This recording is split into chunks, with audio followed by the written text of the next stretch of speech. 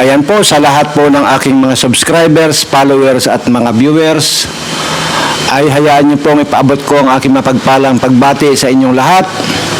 Sana manawari ay nasa mabuti kayong kalagayan at ligtas sa anumang uri ng kapahamakan. Ayan po. Grabe na po talaga ito ngayon at minumura na po ng mga netizen itong si BBM. Grabe yung mga pagmumura ng mga netizen dito kay BBM. Anyway, dito panawagan ko lang po dito sa ating mga kababayan ay kung minura na nyo si BBM, isali nyo na pong murahin itong mga politiko na ito, yung mga congressman, mga senador na ito. Ito po yung mga kamura-mura, itong mga animal na ito. At ito po yung dapat na isumpa na itong mga ito.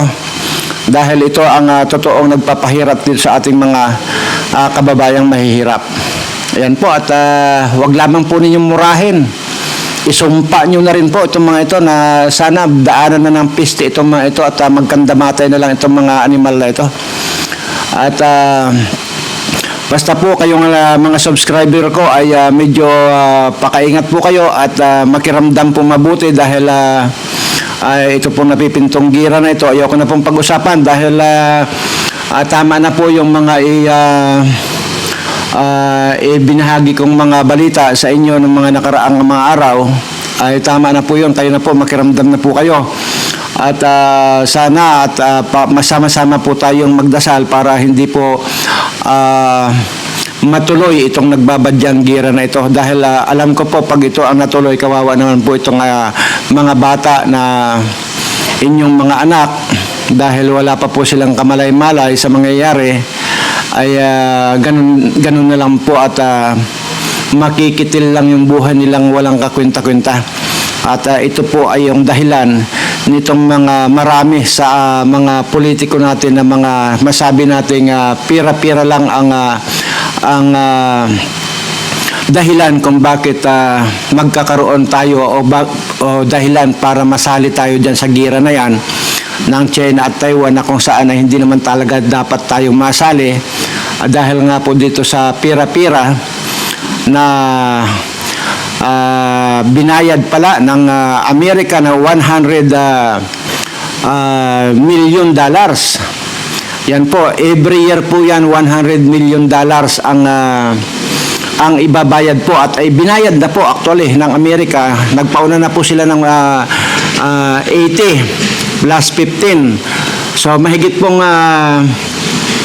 $100 million po yung ibinayad na ng Amerika. At yan po ay every year po ay magbabayad po ng ganong halaga ang Amerika. So ngayon po, saan na po napunta yung $100 plus million na ibinayad ng Amerika dyan sa EDCA na yan? So, grabe. Sobrang dami ng pira ng Pilipinas kung tutuusin natin. Pero saan nga ba napupunta itong mga pirang ito? Ay kung ito man lang, yung mga ibang portion man lang sana ay tinulong dito sa ating mga mahihirap na kababayan, ay kahit pa paano sana naging masaya man lang ang buhay nitong mga ito. Pero wala kagaya niyan, 100 million plus na dollars na binayad ng Amerika dahil dyan sa pagtatayo nilang EDSA na yan. Yun po ang dapat na alamin natin kung saan po napunta yan. So, kung ito pong si BBM ay minumura nyo, isama nyo na pong murahin lahat itong mga politikong ito na talaga namang makawatan talaga ito. Ito talaga yung mga magnanakaw, itong mga buwisit na ito. Sa totoo lang, dyan lahat napupunta ang resources ng ating bansa sa mga politika, mga buwisit na ito. At kung ano-ano ng funds ang ginagawa nila. Nawala nga yung pork barrel. At tinanggal nga yung pork barrel na. Pero gumawa talaga sila ng paraan kung ano-anong mga paraan. May mga kung ano-anong mga funds ang mga extraordinary funds na yun. Kadami-daming mga funds ang mga pinaggagawa nito, mga putang mga kuna ito. Mga politikong ito. Kaya talaga namang karimarimarim na itong mga pinaggagawa nitong mga animal na ito. At kaya yun po ang idiin natin, pagdiinan po natin na sana wag pong matuloy ang itong nagbabadyang gira na ito dahil kung tayo lang po na matatanda, okay na po pero papaano nga po itong ating mga kabataan na ngayon pa lang sila magsisimula ng kanilang pangarap ay makikitil lang dahil lang sa girang walang kakwenta-kwentang ito. So, yun po ang ipagdiinan natin na panawagan natin sa ating Panginoon na pigilan niya yung girang parating na yan kung darating man. At ganun na rin po, ipagdasal na rin po natin itong mga animal na nandito sa mga gobyernong ito na walang ginawa kundi ang magnakaw sa kaban ng bayan, ay pagdasal na rin po natin na daanan na sila lahat ang piste para sama-sama na po silang matigok, sama-sama na po silang mapiste at mamatay na itong mga animal na ito. So, ito na po, panoorin na po natin yung mga komento ng mga netizen at kung inyo pong lilimiin, nakakapangilabot po itong mga sinasabi ng mga netizen at talaga namang wala ng pakundangan kung magmura dito kay BBM tong ating mga netizen na ito. So, ito na po at sabay-sabay na po nating panoorin. At ang aking panawagan, PBBM, nakakabingi po ang inyong katahimikan. At habang kayo po'y tahimik, nagkakawatak-watak po. Naniniwala po ako na talagang sincero kayo na nanawagan kayo sa pagkakaisa.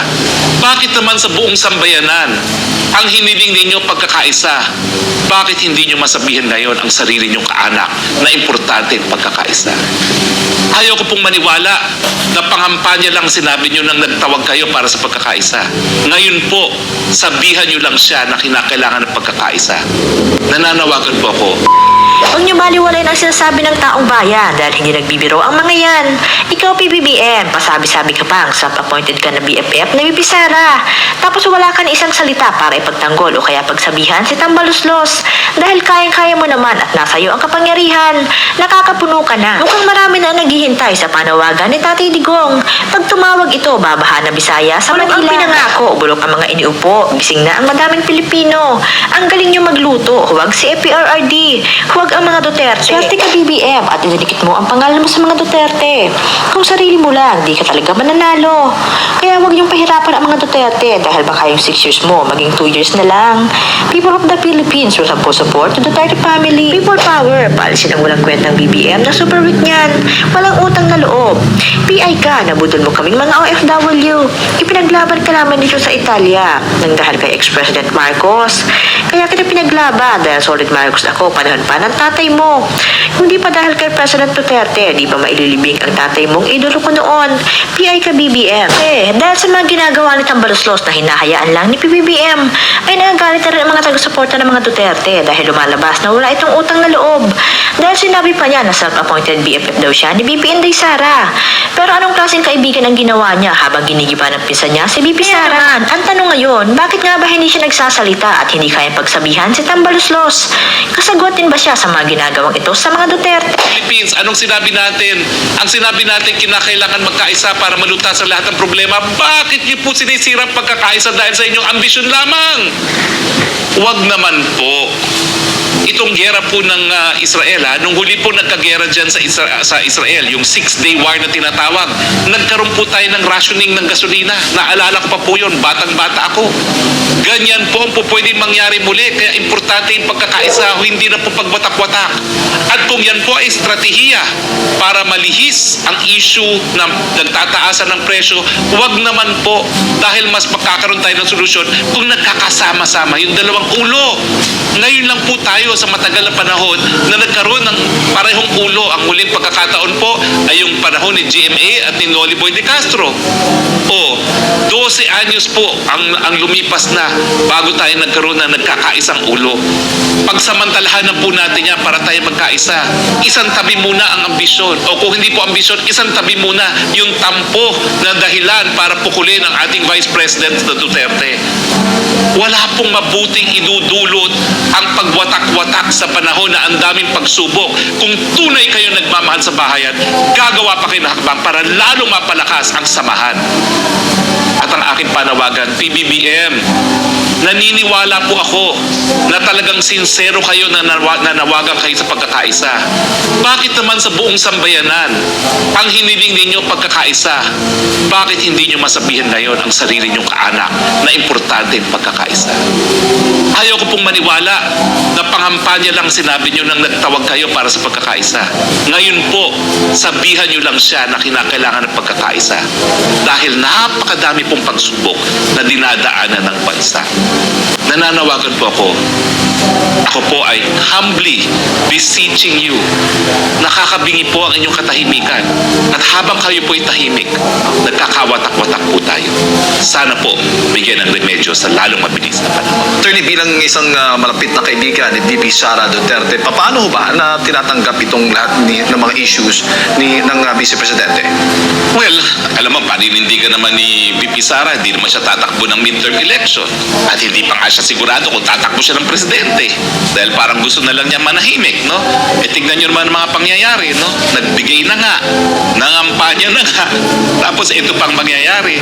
At ang pumupukol pa sa kanya, yung akalain niyang napakalapit niyang kaibigan na talagang nagpakilala sa kanya mula norte hanggang south bilang kandidato, bilang vice president. Siyempre masakit yun. Hindi niya tinatago yun. Masakit. At siyempre, kaya naman siya nagbigay na dahil nga doon sa panawagan ng pagkakaisa. Ngayon, yung mga malapit pang akala niyang mga kaalyado ang nagsisimula ng pagkawatak-watak. Malungkot po. Malungkot talaga yan. Kaya syempre, patuloy lang nating ipapakita ang mga komento mula sa mga hindi bulag, nagagalit at mga dismayadong netizens. Utang na loob si BBM sa mga Duterte. Ipinapakita lang talaga sa taong bayan ang ugaling walang utang na loob. Nang dahil kay dating Pangulong Duterte na ilibing ang ama niya sa libingan ng mga bayani na ilang taon nakaburol sa kanilang bahay. Marcos, lumingon ka naman sa mga Duterte. Umpisa na natin mag-people power nang matapos na ang kahibangan ng mga kawatan, mga walang kabusugan at sakim sa kapangyarihan. Mag-umpisa na kasi ang people. Ngak-ngak tayo ng ngak-ngak, di pa umpisahan. Palayasin natin ang walang kwentang weak leader na yan. Walang utang na loob sa mga Duterte. Mahiya-hiya naman kayo. Admin ng Marcos, kompleto drug lord, dagsa mga smugs, dagsa mga kawatan, dagsa mga NPA, dagsa mahal bilihin, dagsa ang mga tambaluslos, dagsa walang utang na loob. Ang Marcos, bingi-bingihan lang ang budulan. Hoy Marcos, hindi manalo ang presidente kung walang Duterte. At hindi mailibing ang ama mong inaamag na sa kabaong na salamin. Kung wala si Tatay Digong, piste kayong mga walang utang na loob.